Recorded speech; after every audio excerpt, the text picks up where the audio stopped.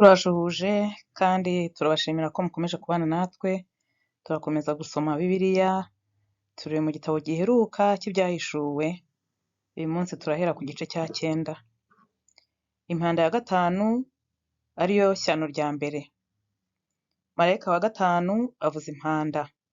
Mbona inyenyeri iguye mu isi ivuye mu ijuru, ihabwa urufunguzo rwo gufungura urwobo rw'ikuzimu.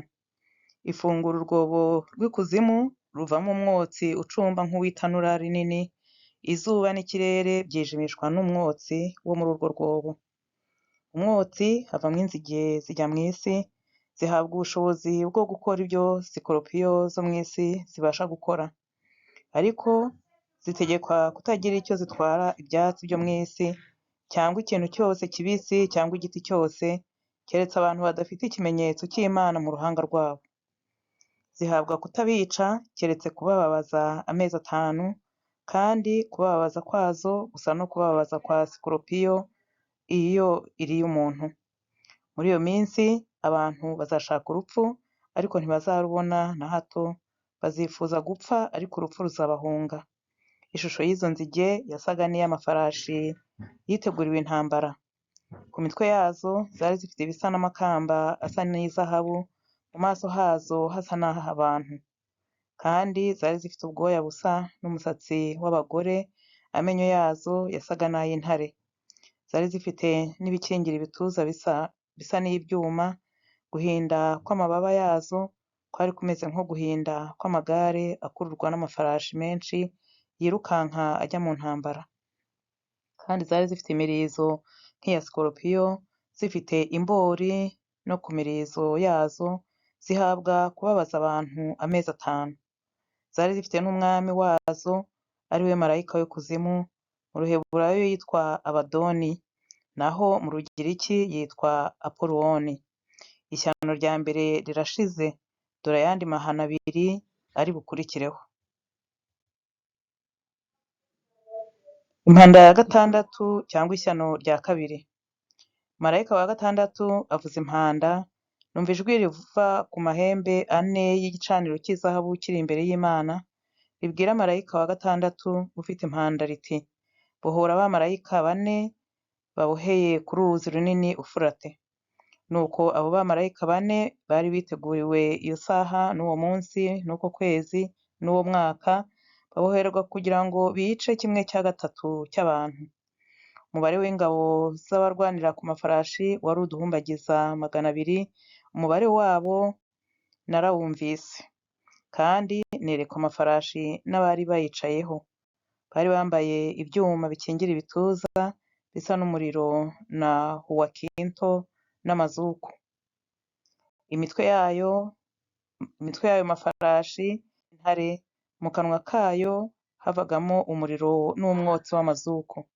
1/3 cy'abantu cyicwa n'ibyo byago uko ari 3, ari byo umuriro n'umwotsi n'amazuku bivuye mu kanwa k'ayo mafarashi. Kuko akanwa kayo n'imirizo yayo ari byo byabashishaga kurwana, kuko imirizo yayo isa n'incira ifite imitwe, kandi niyo aryanisha. Nyamara abantu basigaye batishwe n'ibyo byago ntibarakihana imirimo y'intoki zabo ngo bareke gusenga abadayimoni n'ibishushanyo byacuzwe mu izahabu no mu ifeza no mu miringa n'ibyaremwe mu mabuye no mu biti bitabasha kureba cyangwa kumva cyangwa kugenda. Bihane ubwicanyi bwabo cyangwa uburozi cyangwa ubusambanyi cyangwa ubujura. Igice cya 10. Yohana aconshomera agatabo yavanye mu ntoki za marayika. Mbona marayika wundi ukomeye amanuka ava mu ijuru yambaye igicu, umukororombya uri ku mutwe we, mu maso he hasa n'izuba, ibirenge bye bisa n'inkingi z'umuriro. Mu ntoki ze yari afite agatabo kabumbutse. Nuko ashyira ikirenge cye cy'iburyo ku nyanja, n'icy'ibumoso agishyira ku butaka. Arangurura ijwi rirenga nk'uko intare yivuga, avuze iryo jwi rirenga, guhinda 7 kw'inkuba kuvuga amajwi yako. Kandi guhinda 7 kw'inkuba kumaze kuvuga, nari ngiye kwandika, nuko numva ijwi rivugira mu ijuru rimbwira riti: iby'uko guhinda kurindwi kw'inkuba kuvuze ubizigame bibe ubwiru ntubyandike. Marayika nabonye ahagaze ku nyanja no ku butaka, amanika ukuboko kwe kw'iburyo agutunga mu ijuru. Arahira Ihoraho iteka ryose yaremye ijuru n'ibirimo, n'isi n'ibirimo, n'inyanja n'ibirimo, ati ntihazabaho igihe ukundi. Ahubwo mu minsi y'ijwi rya marayika wa karindwi, ubwo azatangira kuvuza impanda, niho ubwiru bw'Imana buzaba busohoye nk'uko yabwiye imbata zayo arizo bahanuzi. Nuko rya jwi numvise rivugira mu ijuru, nongera kuryumva rimbwira riti, genda wende ka gatabo kabumbutse kari mu ntoki za marayika uhagaze ku nyanja no ku butaka. Nuko nsanga marayika uwo, ndamubwira nti mpa ako gatabo. Aransubiza ati, enda ugaconshomere, karagusharirira mu nda, ariko mu kanwa kawe karakuryohera nk'ubuki. Nenda ku gatabo, ngakura mu ntoki za marayika, ndagaconshomera. Mu kanwa kanjye karyoherera nk'ubuki, ariko maze kukarya mu nda yanjye harasharirirwa. Arambwira ati, ukwiye kongera guhanura iby'amoko menshi n'amahanga menshi n'indimi nyinshi n'abami benshi. Igice cya 11. Iby'abahamya babiri. Bampa urubingo rusa n'inkoni bati, haguruka ugere urusengero rw'Imana n'igicaniro n'abasengeramo, ariko urugo rw'urusengero urureke, nturugere kuko rwahawe abanyamahanga, kandi umudugudu wera bazamara amezi 42 bawukandagira. Abahamya banjye babiri nzabaha guhanura, bahanura iminsi 1260 bambaye ibigunira. Abo bahamya nibo biti bya elayo 2 n'ibitereko by'amatabaza 2 bihagarara imbere y'umwami w'isi. Kandi iyo umuntu ashatse kubagirira nabi, umuriro ubava mu kanwa ukotsa abanzi babo, kandi nihagira umuntu ushaka kubagirira nabi, uko niko akwiriye kwicwa. Bafite ubushobozi bwo gukinga ijuru ngo imvura itagwa mu minsi yo guhanura kwabo, kandi bafite ubushobozi bwo guhindura amazi amaraso no guteza isi ibyago byose uko bashatse. Kandi nibarangiza guhamya kwabo, inyamaswa izazamuka ivuye kuzimu irwane nabo, ibaneshe ibice. Intumbi zabo zizarambarara mu nzira nyabagendwa yo mu mudugudu munini, ari wo witwa Isodomu no muri Egiputa mu mvugo y'umwuka, ari naho umwami wabo yabambwe. Nuko abo mu moko n'imiryango n'indimi n'amahanga bazamara iminsi 3 n'igice bareba intumbi zabo, ntibazazikundira guhambwa mu mva. Abari mu isi bazazishima hejuru, bazikina ku mubyimba banezerwe, bohererezanye impano, kuko abo bahanuzi bombi bababazaga abari mu isi. Iyo minsi 3 n'igice ishize, umwuka w'ubugingo uva ku Mana winjira muri bo, baherako barahaguruka, ubwoba bwinshi butera ababibonye. Bumva ijwi rirenga rivugira mu ijuru ribabwira riti, nimuzamuke muze hano. Nuko bazamukira mu gicu bajya mu ijuru, abanzi babo babireba. Uwo mwanya habaho igishyitsi cyinshi, 1/10 cya wa mudugudu kiragwa, icyo gishyitsi cyica abantu 7,000, abasigaye baterwa n'ubwoba bahimbaza Imana nyir'ijuru. Ishyano rya kabiri rirashize, dore irya gatatu riraza vuba. Impanda ya 7. Marayika wa 7 avuza impanda. Mu ijuru havuga amajwi arenga ngo ubwami bw'isi bubaye ubw'umwami wacu n'ubwa Kristo we, kandi azahora ku ngoma iteka ryose.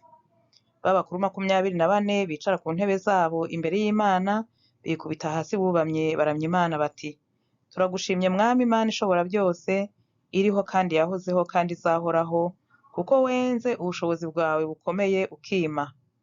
Amahanga yararakaye, nuko umujinya wawe uraza.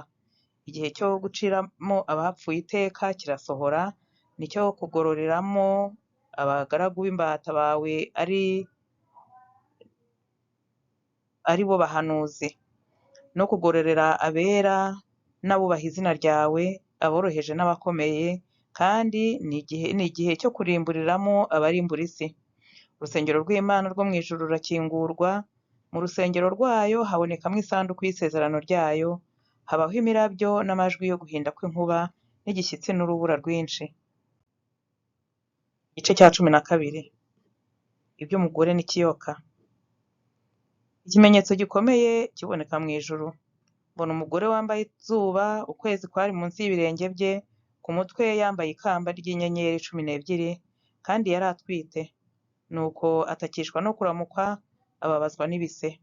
Mu ijuru haboneka ikindi kimenyetso, mbona ikiyoka kinini gitukura gifite imitwe 7 n'amahembe 10, no ku mitwe yacyo gifite ibisingo 7. Umurizo wacyo ukurura 1/3 cy'inyenyeri zo kw'ijuru, uzijugunya mu isi.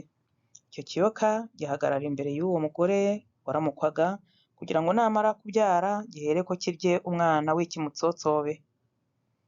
Abyara umwana w'umuhungu uzaragiza amahanga inkoni y'icyuma.